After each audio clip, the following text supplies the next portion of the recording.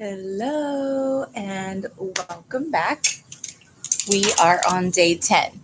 And the cool thing about all of the processes you've been in, you guys have to excuse me, I realize I don't have this light adjusted. Some of the things about doing it live, right? It's a little better. All right, so I want to invite you in for day 10. And this is one that can take a little bit of courage. And that is we're going to assess the gap. So what we've been doing so far is you've collected a bunch of data. You've been tracking your spending for a few days now. If you're doing the more expanded version, maybe you're doing one lesson a week, then you've been tracking your spending for a few weeks now, perhaps. And you're starting to understand your spending. So like where are the places where you just reach in your wallet to solve problems? As you look back across where you're spending your money, this is the day where we start to look at that. Now, obviously, if you're doing this as a daily challenge, then you're going to come back and do this work or this piece of it periodically as you collect more data, because you just can't have enough data in a few days. But that said, the process is now there. This is now part of your process that you get to include. And so what you're going to do with today is you're going to take all of that data. So you're going to take how you're spending, what you usually spend your money on. You're going to take that spending plan that you've created, your cash flow plan, and look at, okay, here are the places where I have fixed spending. Here are the places where I have like debt spending. So it's not fixed forever, but it's fixed right now. Here are some places where I'm maybe saving for some specific concerns or desires. And so you're looking at all those pieces and you are taking what you know about your income so far. So what income do you typically expect? If you're an entrepreneur, you may not know that yet. And so what we want to do here is we want to just look at what we do know. And this is a really important piece. So in this cash flow plan, I get it. You're launching your business. You're hoping to make 6-figure year or a 5-figure month or all the goals that people set when they're starting their business. And that's awesome. And we're going to definitely have space for that. In fact, the Funding Your Dream from yesterday gave you a start. And you'll notice I get you started on some things and later we come back to the fundamentals, because it's important that you kind of introduce and start marinating on some topics sometimes. And so yesterday you started thinking about funding your dream. And what does that look like to fund your dream? What kinds of ways could you? And so now we're bringing forward the data that you have. So even though we have all these ideas of how you're going to fund your dream, even though you may have some potential clients that you're having conversations with, we're not going to put any of that data in yet, not at least here. You can definitely put that over to the side, write it down. I typically have lists of potential funds coming into my life, right? So like, okay, what are the ways that I could potentially be earning funds? That way, when it comes, I don't just blow through it, but I'm aware, okay, well, if this comes, what is the goal I have for that? What's my next intention? And where can I use those funds to support that next goal that I have? And we will be talking as the week progresses about goals and strategies and the difference between. So now we're just taking a look at what is. So if you're an entrepreneur and maybe you have a pretty solid base that every month you make $1,200, but beyond that, you never know. Like you have, if you have ongoing contracts, for example, that's what you want to include in the income here, not the I hope fors, I wishes. This is getting really clear. So now that you have your cash flow plan with that clarity of what's true already, what's already sealed, and then what's coming in and what's going out, you already have assessed your gap a little just by filling out the sheet, because it's going to tell you if your income is going to be higher than your expenses or if your expenses are going to be higher than your income. Now, some of you might have noticed that if you used my template, I have scheduled in 20% that pulls from your income automatically. And I'll tell you why I do that. When we automate something, we have a tendency to actually follow through, and consistency, as I'm going to encourage throughout this challenge. When you become consistent, you get the results. Yesterday, I did a bonus video just on some books. I've been sharing a lot of books with you guys. So I spent a little time just saying, hey, here are some of the books that I just pulled out and I'm excited about.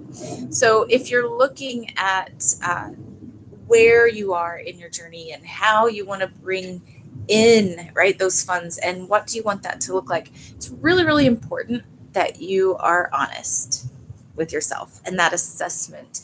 The book Your Money or Your Life is one of my favorites for that because it's really telling you, look, we're just going to get clear.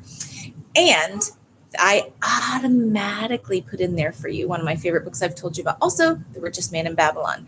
10% of everything I make is mine to keep. That's the savings piece. Like I keep it, not mine like I want to go spend it on a paddleboard. Not mine like I'm going to go save it for a boat or you guys, I'm in Miami. I'm all thinking about the water.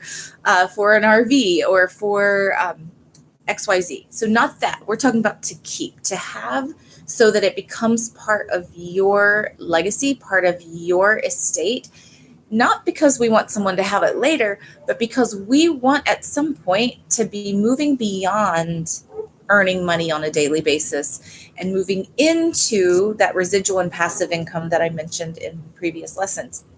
So that, not because it doesn't. So I want to clarify something here, and I know I bring in pieces that are just kind of tangents, but I really want to highlight something here. Whoever and whatever is telling you that your numbers aren't good enough, that you're, including yourself, if it's yourself, that you need this amount or this is what you have to have, that's hogwash.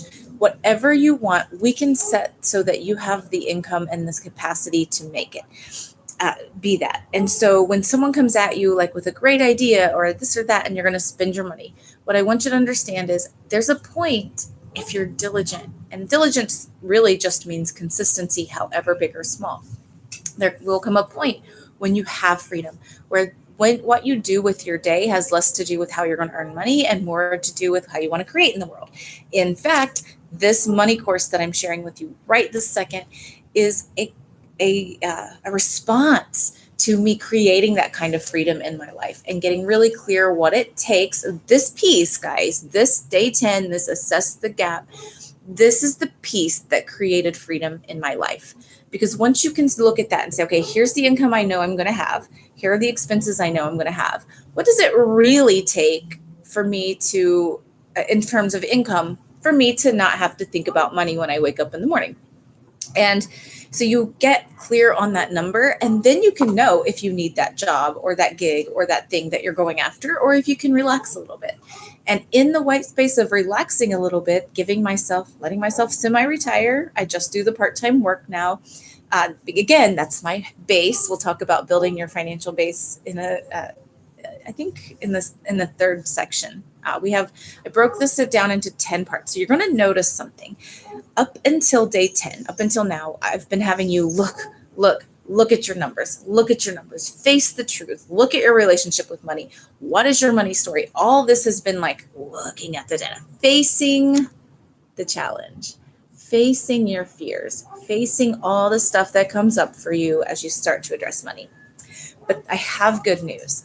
Section 2, the second 10 days coming up starting tomorrow, we start to look more at strategies and how to build and how to create and what we want and how to know if what we're doing is going to get us there. And then section 3 is all about expanding and growing that. So if you're looking for a theme, there you go. And so this piece, this day 10, this culmination of looking at your numbers, looking at your money, looking at your situation. This is a powerful piece of this work. And so by doing this, you'll notice in the template, I have a 20% built in. 10% is for giving. So ways in the world that you see and are inspired and want to give. We'll talk about giving again. This is part of all of these pieces come together. I definitely have a segment on giving. It's one of the most powerful pieces you can have in your life. I say that about everything. I know everything is my favorite. What can I say? It just all matters and it all works together and it's all little things, right? So you'll notice that there's nothing I'm offering you. This is why I made it a bite-sized lunch date with me to come get your money shit together. Because it's none of it, getting it together is nothing to do with the big feat, with the challenge, with the big changes, with It's every day, little by little. You guys know that you can spend 6 months saving up a few $1,000s and you can go blow it in a day. It's easy to do, right?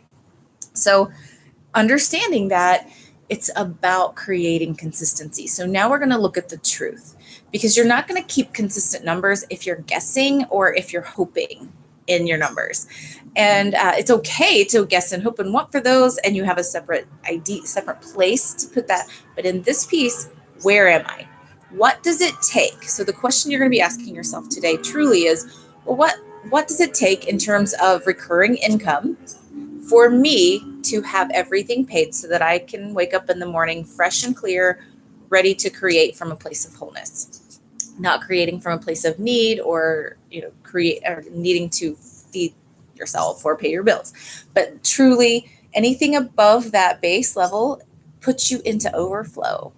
And that's where the real magic of creation begins to happen. And I've seen it over and over and over. Artists who are starving and they can't produce, and then they say, forget it, whatever, they go get a job, boom, the production happens. So sometimes it's quitting a job, sometimes it's starting a job. So it's whatever it is for you. There is no right or wrong answer. I'm not going to ask you to quit. Maybe you found out that, I need about $3,000 a month and I'm making one. Well, we got to bridge that gap, right? So today is just about looking. Tomorrow we'll start talking about how we're going to bridge that gap and what are we going to do with it. But today I just have you looking. Take a look at your numbers. Where are you? What kind of income do you have? What kind of expenses do you have?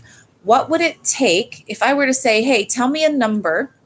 Now, don't overshoot it. Just tell me the truth. What is a number you need for you to have a comfortable life every day? When you wake up, knowing what amount of income would you need for that to bring peace? We're not talking about for bringing all your wildest dreams. Here, we're just looking at what brings you peace. Now, we're also going to, at an advanced level, assess the gap between you and your dream life. So I want you to be able to do this. But for today, we're taking a look at our basic needs, because once you build the skill, you can just expand it.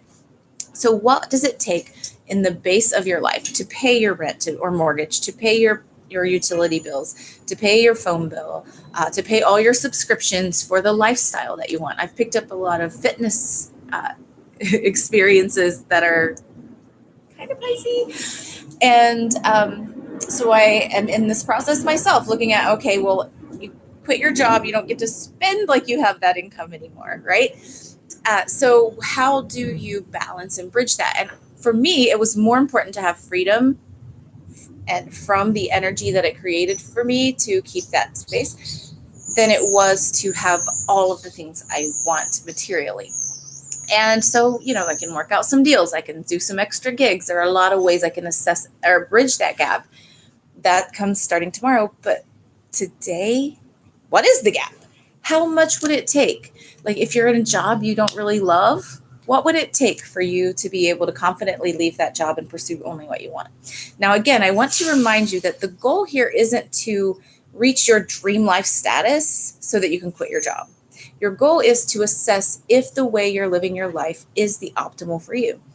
And you might find that you're working a job you don't really love to make $8,000 a month income, but you really only need $2,000 or $3,000. I don't know anybody who needs two in Miami, but let's say $3,000. Let's say your expenses are really minimal. You have your rent, maybe you have car insurance and a few things like that. So your expenses are, let's say, $3,000 a month. You're earning $8,000.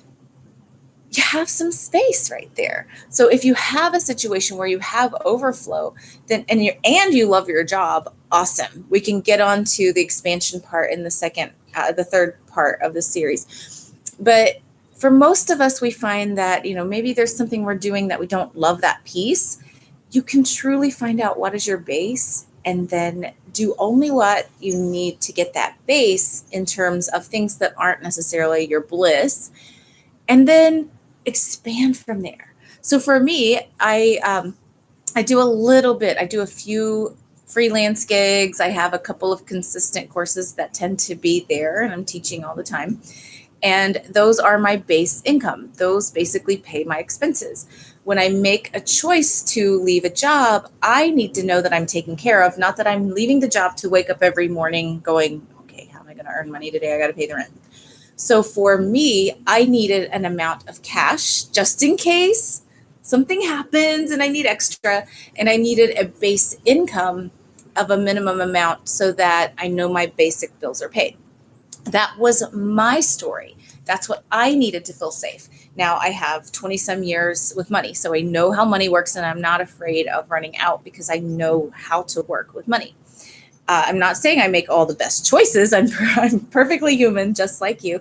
So I make some choices sometimes that I'm like, really? Okay, stop. But I know how it works. And so that gives me extra confidence. Maybe I need a little less than the average person to step out into this space. If you don't know a lot, or if you have loose spending that you haven't controlled yet, I don't recommend taking a leap and hoping you figure it all out on the way. What I do say is start to create the habits. And when you get consistency in your behaviors, then you're going to know, hey, this is what it takes. And you can, I want you to be here with me for 1 second. You can buy your freedom. Maybe money cannot buy happiness. In fact, money, I will tell you, I've seen it for years.